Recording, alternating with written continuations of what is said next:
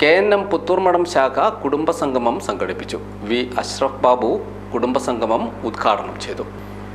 KNM Puthurmadam ശാഖയാണ് family meet സംഘടിപ്പിച്ചത്.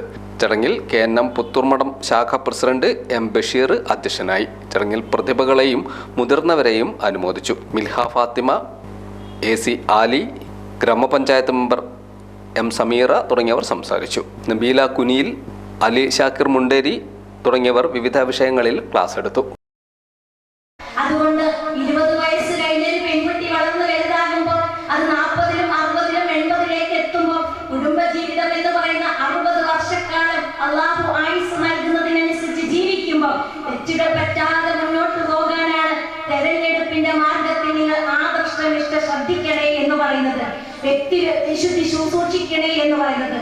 മതം എല്ലാ കാര്യങ്ങളും ശുദ്ധി കാണുന്നു എന്നുള്ളതാണ്. ഭക്ഷണം കഴിക്കുന്ന കാര്യത്തിൽ അവർ പറയുന്നുണ്ട്, നിങ്ങൾ കൈ കഴുകിയിട്ട് ഭക്ഷണം കഴിക്കണം. വൃത്തിയുമായി ബന്ധപ്പെട്ട കാര്യത്തിൽ, കുളിയുമായി ബന്ധപ്പെട്ട കാര്യത്തിൽ എങ്ങനെയാണ് കുളിക്കേണ്ട രീതിയെ കുറിച്ച് പഠിപ്പിക്കുന്ന മതം.